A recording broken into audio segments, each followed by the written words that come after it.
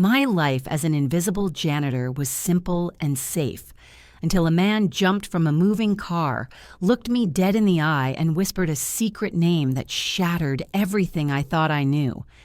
The squeak of my cart's left wheel was my nightly symphony, a rhythmic complaint against the polished marble floors. 3 a.m. in the atrium of the Sterling Thorn Tower was a lonely time.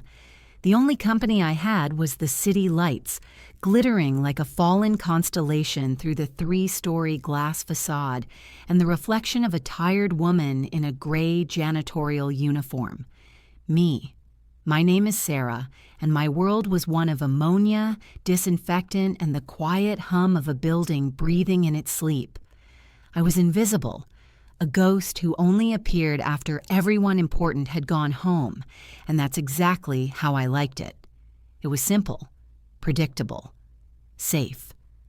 My routine was a prayer whispered against chaos. Mop the lobby, polish the brass fixtures, empty the trash cans filled with the ghosts of multi-million-dollar deal stock reports, crumpled spreadsheets, the occasional takeout container from a restaurant I couldn't afford to walk past. Tonight was no different. I was halfway through the main floor, my bucket of murky water sloshing gently, the squeak of the wheel marking time, like a metronome for the damned. My thoughts were on my mom's medical bills, a mountain that seemed to grow a little taller with every sunrise, and whether the dented can of soup in my locker would be enough for dinner. That's when the headlights cut a sharp, violent slash across the floor. It wasn't unusual to see a late-night car service, but this one was different. A long, impossibly black Mercedes sedan, the kind that looks like it's carved from a block of obsidian, was slowing down right in front of the main doors. It wasn't pulling into the curb. It was just stopping. In the middle of the street. I paused, mop in hand, a vague sense of unease prickling my skin. The city wasn't asleep, but this block was. There was no one else around. Then the unthinkable happened. The back passenger door flew open while the car was still rolling at a good 10 miles an hour. For a split second, my brain refused to process what I was seeing. A figure, silhouetted against the car's plush interior, launched himself out. He didn't step out. He jumped. He hit the asphalt with a sickening thud, tumbling in a chaotic mess of expensive-looking fabric and flailing limbs. He rolled once, twice, and skidded to a stop on the pavement, lying still for a moment that stretched into an eternity. My heart hammered against my ribs. My first instinct was to call 911. My hand fumbled for the cheap smartphone in my pocket. The car screeched to a halt a few yards down the road, the driver's door swinging open as a uniformed chauffeur yelled something frantic and unintelligible. But before I could dial, the man on the ground stirred. He pushed himself up, first to his hands and knees, then unsteadily to his feet. He was wearing a suit that, even scuffed with road grit and torn at the elbow, probably cost more than my car. He brushed himself off with a series of sharp, jerky motions, as if he were merely dusting off a bit of lint instead of pavement. He ignored the frantic shouts of his driver completely. And then he turned. His eyes scanned the empty street and locked directly onto the glass facade of the building. Directly onto me. A cold dread, sharp and icy, washed over me. This wasn't a random accident. This was something else. His face was pale in the streetlight, handsome in a severe, chiseled way. But his eyes, they were blazing with an intensity that felt dangerous. He looked like a man who had just set fire to his own world and was running toward the smoke. He started walking toward the entrance, his limp barely noticeable, his gaze never leaving mine. It felt like he was looking straight through the glass, through my uniform, and into my soul. I took a step back, my mop handle suddenly feeling like a pathetic weapon. My mind raced. Was he drunk? High? Insane? I was a lone woman in a massive, empty building in the middle of the night. Every horror story I'd ever heard screamed in my head. He reached the glass doors, pushed one open, and the sterile, quiet air of the lobby was instantly invaded by the smell of the city and the faint, expensive scent of his cologne. He stopped just inside, about 20 feet away from me. The silence was absolute, broken only by my own ragged breathing and the distant wail of a siren that had nothing to do with us. His suit was a mess. A thin trickle of blood ran from a cut on his temple, but he stood there like a king, surveying his domain. He didn't look at the soaring ceilings or the marble floors he undoubtedly owned a piece of. He just looked at me. "Sarah," he said. His voice was a low, gravelly whisper, but it cut through the silence like a razor. My blood ran cold. How did he know my name? My name tag just said staff. Panic seized me, rooting my feet to the floor. He took a slow step forward, then another. He looked from my face down to my chest, and his frantic, wild expression softened for a fraction of a second, replaced by something I couldn't decipher. Recognition? Relief? He raised a hand, his finger trembling slightly as he pointed not at me, but at the cheap, tarnished silver locket I always wore, tucked beneath the collar of my uniform. The one my grandma gave me before she passed, the one I never, ever took off. "I have been looking for you for 20 years, he breathed, his voice cracking with an emotion I couldn't name. "I need you to open that, right now, and tell me the name written on the tiny photograph inside." My fingers, numb and clumsy, flew to my neck, closing protectively around the familiar, cool metal of the locket. My breath hitched. The air in the vast, silent lobby seemed to crackle with tension. 1,000 questions screamed in my mind, but only 2 escaped my lips in a choked whisper. "Who are you? How do you know about this?" The man Thorne, as I'd later learn his name was, of Sterling Thorne Industries itself, took another unsteady step closer. His intense gaze never left the locket my hand was now crushing against my collarbone. "That doesn't matter right now," he rasped, a raw desperation clawing at the edges of his voice. "Please, just open it. Everything my entire life depends on what's inside. I'll give you anything you want. Money?" He saw the flicker in my eyes, the involuntary way my thoughts flew to the stack of final notice bills on my kitchen counter. "Yes, money. Name a price. $1 million. I'll have it in your account before sunrise. I swear on my life. Just tell me the name." $1 million. The number was so absurd, so astronomical, it didn't even sound real. It was a fantasy, a lottery win you dream about but never expect. Yet the way he said it, with the casual desperation of a man for whom $1 million was pocket change, sent a jolt through my fear-frozen limbs. That money could do more than just pay my mom's bills. It could buy her the best doctors, the best care. It could save her life. Just then, the glass doors swung open again. A stout, uniformed chauffeur with a panicked look on his face rushed in. "Mr. Thorne, sir, are you all right? The authorities are on their way. We have to go." Thorne didn't even turn his head. A low, dangerous growl rumbled in his chest. "Get out, Arthur," he commanded, his voice slicing through the air with an authority that was absolute. "Wait in the car. Don't move. Don't call anyone else. This is more important than anything." The chauffeur, Arthur, froze mid-stride, his mouth agape. He looked from his bleeding, disheveled boss to me, a lowly janitor cowering by her mop bucket, and the confusion on his face was palpable. But he obeyed. Without another word, he backed out of the lobby, the doors hissing shut behind him, plunging us back into a thick, expectant silence. That display of raw power solidified it for me.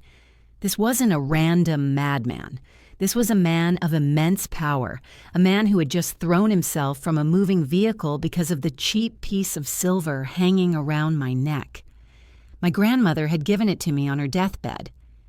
"This will keep you safe, Sarah," she'd whispered, her hand frail on mine. Never take it off, never lose it. I never had. My mind was a battlefield. Every instinct screamed at me to run, to scream for help. But the image of my mother, frail and worried in her hospital bed, fought back with ferocious strength. $1 million for a name. It was insane. But what if it was real? With trembling hands that felt like they belonged to someone else, I fumbled with the chain. I lifted the locket from my neck. The clasp was old and stiff. I hadn't opened it in at least a decade. My thumbnail scraped against the silver, trying to find purchase. Thorne watched my every movement, his breath held, his body so tense he looked like he might shatter. Finally, with a soft click, the locket sprang open. Inside, nestled in the worn velvet, was a faded, postage stamp-sized photograph of a baby with wide, curious eyes. My eyes. It was one of the only baby pictures I had of myself, and beneath it, protected by a tiny, yellowed sliver of plastic, was a delicate slip of paper. On it, in my grandmother's elegant, looping cursive, was a single name, a name I hadn't read since I was a child, a name I'd forgotten was even there. It wasn't Sarah. I looked up from the locket into his desperate, waiting eyes. My voice was a dry, cracking whisper. "The name," I said, my throat tight. "It's Anastasia." A strangled gasp ripped from Thorne's throat.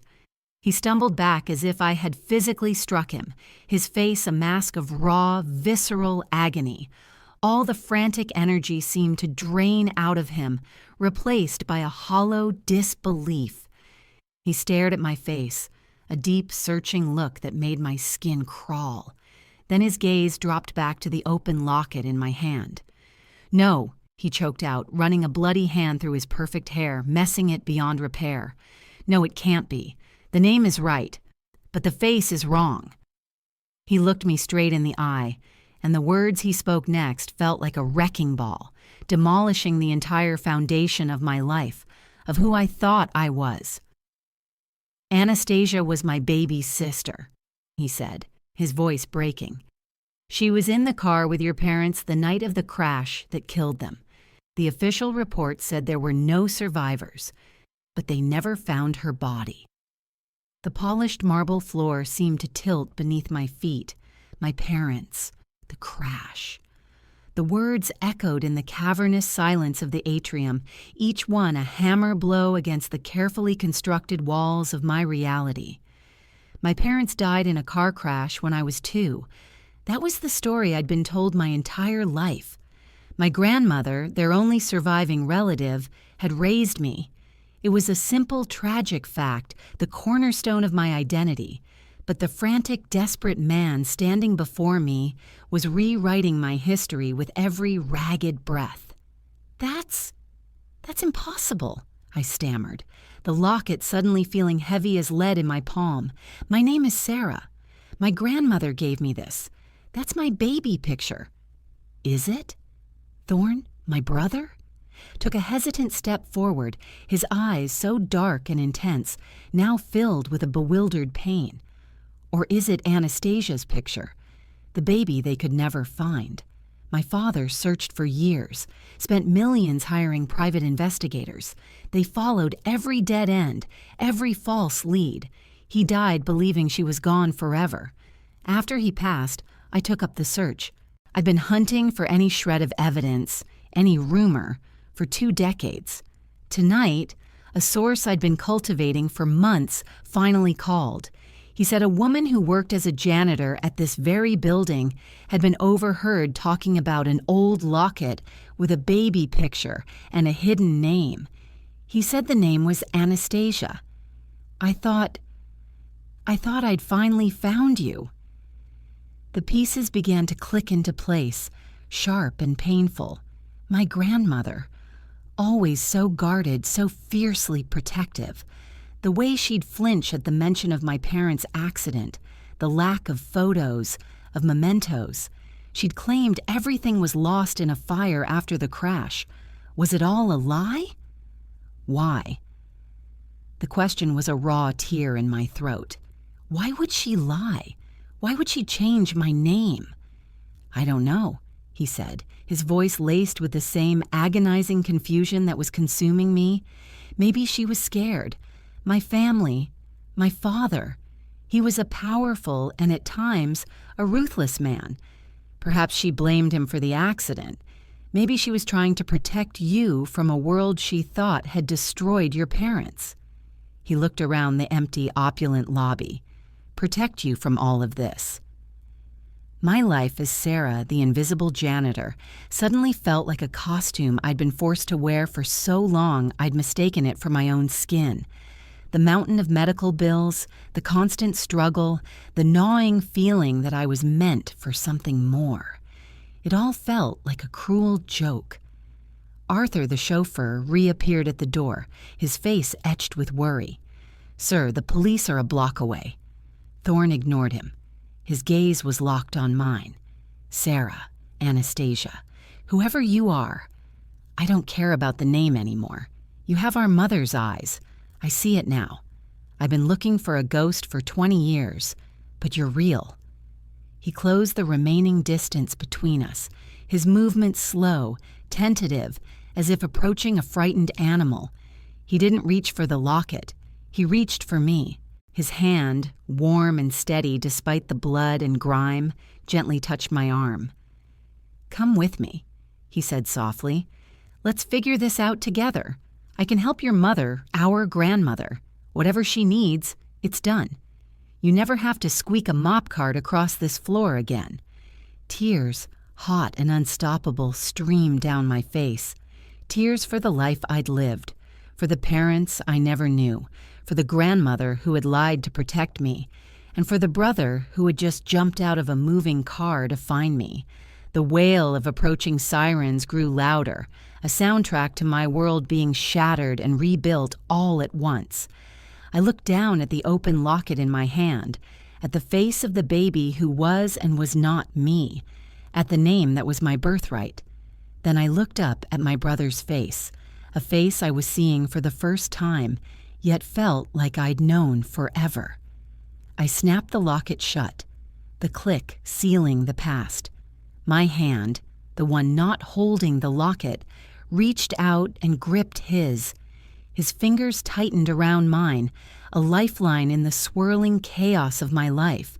The fear was still there, a trembling deep inside me, but for the first time, it was overshadowed by something else.